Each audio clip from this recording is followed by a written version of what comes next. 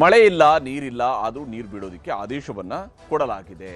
ನಮ್ಮಲ್ಲಿ ಪರಿಸ್ಥಿತಿ ಹೇಗಿದೆ ಅಂತ ಹೇಳಿದರೆ, ಕರ್ನಾಟಕದ ಡ್ಯಾಮ್ಗಳಲ್ಲಿ ನೀರು ಬತ್ತೋಗಿದೆ.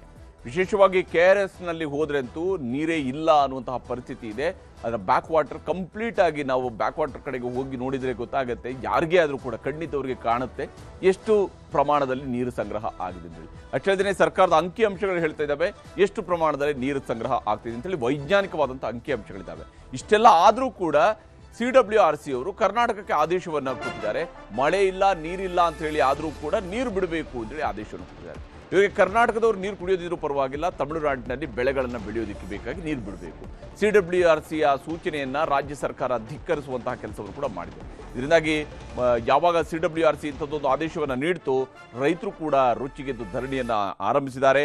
ಹೋರಾಟವು ಕೂಡ ಜೋರಾಗ್ತಾ ಇದೆ. ಇದು KRSನ ಇತ್ತೀಚಿನ ದೃಶ್ಯವನ್ನು ನಾವು ನೋಡ್ತಾ ಇದ್ವಿ. ಯಾವ ಪರಿಸ್ಥಿತಿಯಲ್ಲಿ KRS ಬಂದು ನಿಂತಿದೆ ಅನ್ನೋದು ಗೊತ್ತಾಗುತ್ತೆ.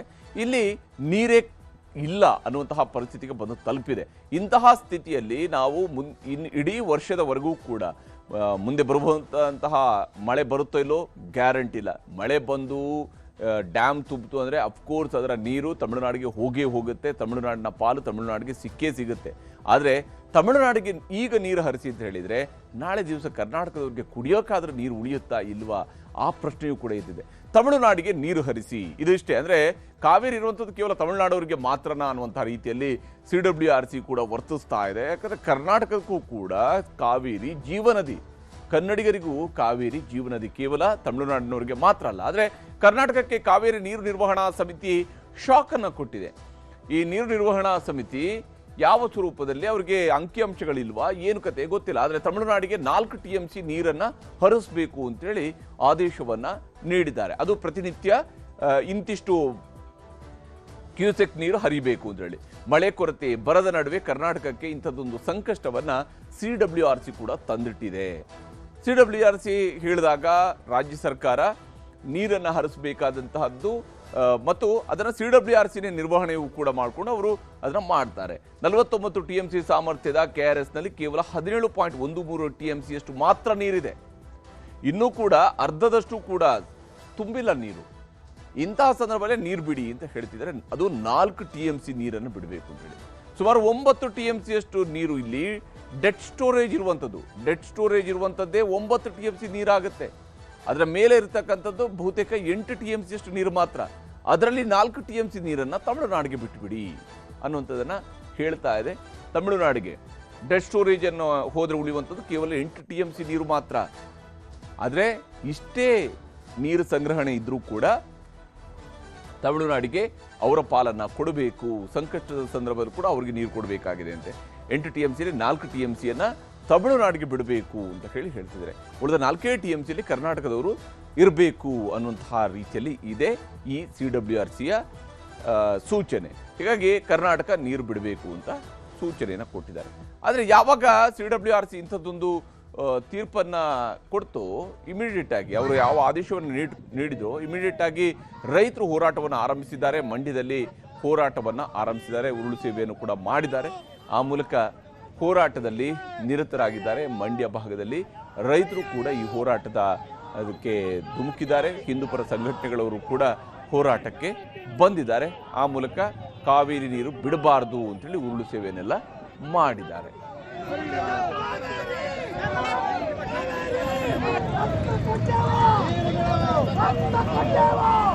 ನೀರು ಬಿಟ್ರೆ ಇಲ್ಲೇ ಉಗ್ರವಾದ ಪ್ರತಿಭಟನೆ ಮಾಡ್ತೀವಿ. ಈ ಸರ್ಕಾರಕ್ಕೆ ಎಚ್ಚರಿಕೆ ಕೊಡ್ತೀವಿ. ನೀರು ಯಾವುದೇ ಕಾರಣಕ್ಕೂ ಬಿಡಬಾರ್ದು, ಆದೇಶ ಪಾಲನೆ ಮಾಡಬಾರ್ದು. ಏನು ಕಮಿಟಿ ಇದೆ, ಕರ್ನಾಟಕದ ಬಗ್ಗೆ ಕಿಂಚಿತ್ತಾರು ಗಮನ ಕೊಟ್ಟು ಕರ್ನಾಟಕದ ಬಗ್ಗೆ ಇವರು ಕುಡಿ ನೀರಿಗೆ ಅಂತ ಹೇಳ್ತಾವ್ರೆ. ಕುಡಿ ನೀರು ತಾನೇ ಎಲ್ಲಿ ಉಳ್ಕೊಳ್ಳೋ ಸ್ವಾಮಿ? ಹಿಂಗಾದ್ರೆ ನಿಜವಾಗ್ಲೂ ಕುಡಿ ನೀರು ಉಳ್ಕೊಳ್ಳೋದಿಲ್ಲ. ನಮ್ಮ ಬೆಳೆ ವಿಚಾರವಂತೂ ಮರ್ತೇ ಬಿಡದ ಈ ಸರ್ಕಾರ. ಇನ್ನು ಈ ವಿಚಾರದಲ್ಲಿ ಪ್ರತಿಪಕ್ಷ ನಾಯಕ ಅಶೋಕ್ ಹಾಗೆ CT ರವಿ ಅವರು ಏನು ಹೇಳಿದ್ದಾರೆ ಅಂತ ನಿಮ್ಗೆ ತೋರಿಸ್ತೀನಿ.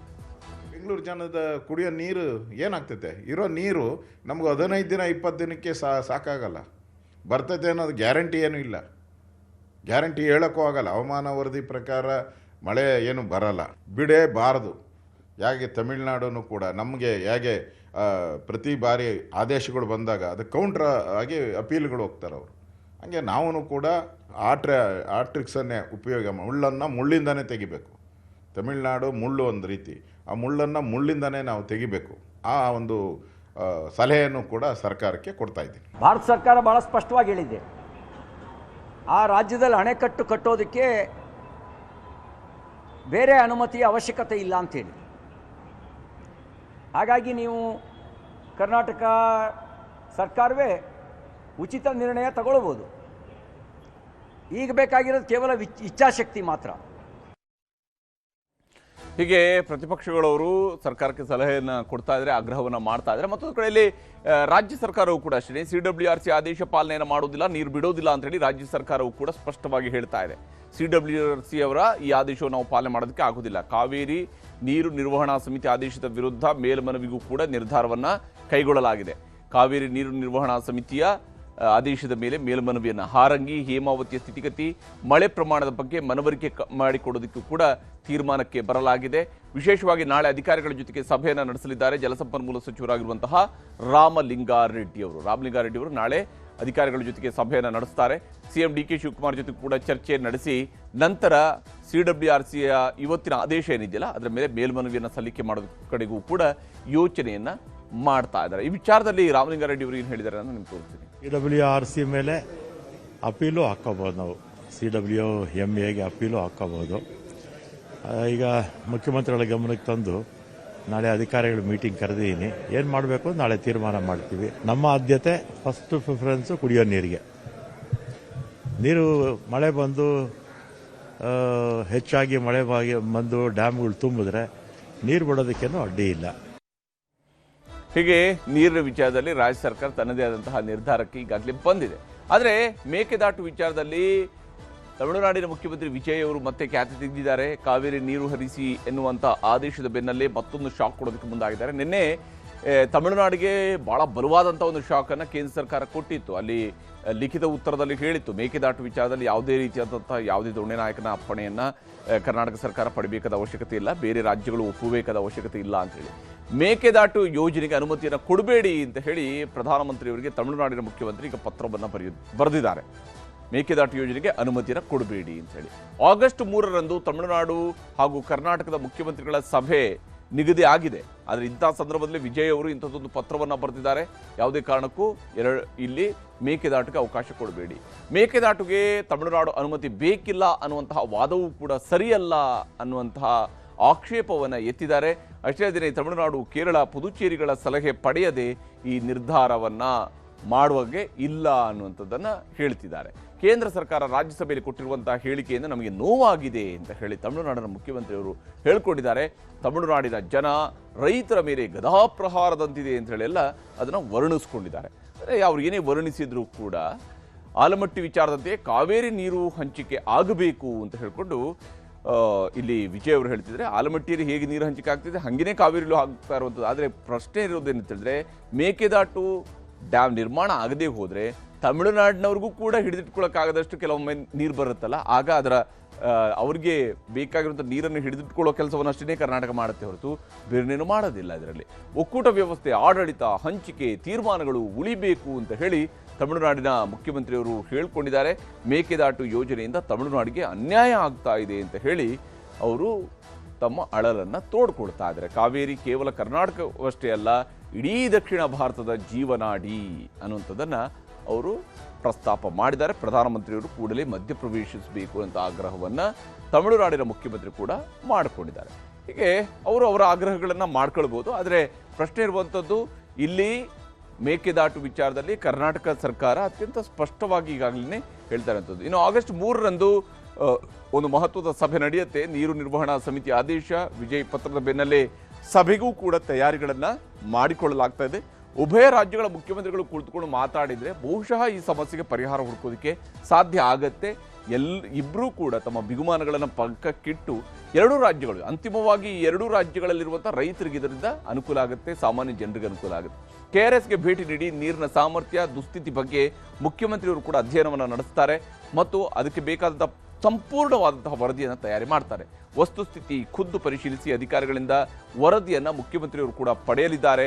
ಆ ಮೂಲಕ ನೀರು ಹಂಚಿಕೆಯ ಜೊತೆಗೆ ಮೇಕೆದಾಟು ಯೋಜನೆ ಬಗ್ಗೆಯೂ ಕೂಡ ಚರ್ಚೆ ನಡೆಸುವಂತಹ ಸಾಧ್ಯತೆಗಳು ಇದಾವೆ. ಈ ವಿಚಾರದಲ್ಲಿ ರಾಮಲಿಂಗಾರೆಡ್ಡಿ ಅವರು ಏನು ಹೇಳಿದ್ದಾರೆ ಅಂತ ನಿಮಗೆ ತೋರಿಸ್ತೀನಿ. ಸುಪ್ರೀಂ ಕೋರ್ಟಲ್ಲಿ ತಮಿಳುನಾಡು ಪರ ಯಾವ ಕೇಸು ಅವ್ರ ಪರ ಆಗಿಲ್ಲ, ಎಲ್ಲ ಕರ್ನಾಟಕದ ಪರನೇ ಆಗಿದೆ. ಅದರ ಮೇಲೆ ನಾವು DPR ಕೂಡ ಸಲ್ಲಿಸಿದ್ವಿ, ಅದನ್ನು ಸಣ್ಣ ಮಾಡಿಫಿಕೇಷನ್ ಮಾಡಿ ಮತ್ತೆ ರೀಸಬ್ಮಿಟ್ ಮಾಡ್ತಾ ಇದ್ದೀವಿ. ಮತ್ತು ನಮ್ಮ ಫಾರೆಸ್ಟ್ ಲ್ಯಾಂಡ್ ಹೋಗುತ್ತಲ್ಲ, ಅದಕ್ಕೆ ಆಲ್ಟರ್ನೇಟಿವ್ ನಾವು ಕೊಟ್ಟು ತೀರ್ಮಾನ ತಗೊಂಡ್ರೆ ನಮ್ಮ DPR ಅನುಮೋದನೆ ಸಿಗುತ್ತೆ. ಕೇಂದ್ರ ಸರ್ಕಾರ ನಿನ್ನೆ ಅಂದರೆ ರಾಜ್ಯಸಭೆಯಲ್ಲಿ ಸನ್ಮಾನ್ಯ ಮಂತ್ರಿಗಳು ತಮಿಳುನಾಡಿನ ರಾಮದಾಸ್ ಅವರು ಒಂದು ಪ್ರಶ್ನೆ ಕೇಳಿದರು, ಡ್ಯಾಮ್ ಕಟ್ಟೋದಕ್ಕೆ ತಮಿಳುನಾಡಿನ ಅನುಮತಿ ತಗೊಂಡಿಲ್ಲ ಅಂತ. ಕೇಂದ್ರ ಸರ್ಕಾರ ಭಾಳ ಸ್ಪಷ್ಟವಾಗಿ ಕರ್ನಾಟಕ ರಾಜ್ಯ ಅವರ ವ್ಯಾಪ್ತಿಯಲ್ಲಿ ಯಾರ ಅನುಮತಿನೂ ಬೇಕಾಗಿಲ್ಲ ಅಂಥೇಳಿ ಸ್ಪಷ್ಟವಾಗಿ ಆದೇಶ ಕೊಟ್ಟಿದ್ದಾರೆ. ಅದರಿಂದ ಮೇಕೆದಾಟು ಪ್ರಾಜೆಕ್ಟು ಬೇಗ ಅನುಮತಿ ತಗೊಂಡು ಪ್ರಾರಂಭ ಮಾಡ್ತೀವಿ. ಹೀಗೆ ಕಾವೇರಿ ವಿಚಾರದಲ್ಲಿ ಮುಗಿಯದ ತಿಕ್ಕಾಟ ಆಗಿದೆ. ಅದರಲ್ಲೂ ಕೂಡ ಯಾವಾಗ ಮಳೆ ಕಡಿಮೆ ಆಗುತ್ತೋ ಆ ಸಂದರ್ಭದಲ್ಲಿ ಇಂತಹ ಸಮಸ್ಯೆಗಳು ಕೂಡ ಜಾಸ್ತಿ ಆಗ್ತಾ ಹೋಗುವಂಥದ್ದು. ಮೇಕೆದಾಟು ಯೋಜನೆಯು ಕೂಡ ಇಂತಹ ಸಂಕಷ್ಟದ ಸಮಯದಲ್ಲಿನೇ ನೆರವನ್ನು ಕೊಡುವಂಥದ್ದು. ಆ ಕಾರಣಕ್ಕಾಗಿಯೇ ಕರ್ನಾಟಕ ಇದನ್ನು ಒತ್ತಾಯಪೂರ್ವಕವಾಗಿ ಕಟ್ಟಲೇಬೇಕು ಅನ್ನೋಂಥದ್ರ ಕಡೆಗೆ ಹೆಜ್ಜೆ ಇಡ್ತಾ ಇದೆ. ಆದರೆ ಎಷ್ಟು ಮಟ್ಟಿಗೆ ಇದಕ್ಕೆ ಅನುಮತಿಗಳು, ಅಂತಿಮವಾದಂಥ ಅನುಮತಿ, ಯಾಕಂದರೆ ಇಲ್ಲಿ ಫಾರೆಸ್ಟ್ ಕ್ಲಿಯರೆನ್ಸ್ ಇವುಗಳು ಸಿಗಲೇಬೇಕಾಗುತ್ತೆ. ಅವುಗಳು ಸಿಕ್ಕ ನಂತರ ಆದಷ್ಟು ಬೇಗ ಈ ಡ್ಯಾಮ್ ಕಟ್ಟುವ ಪ್ರಕ್ರಿಯೆಯೂ ಕೂಡ ಮುಂದಾಗ್ತಾರ ಅಂತೇಳಿ ನೋಡಬೇಕಾಗಿದೆ.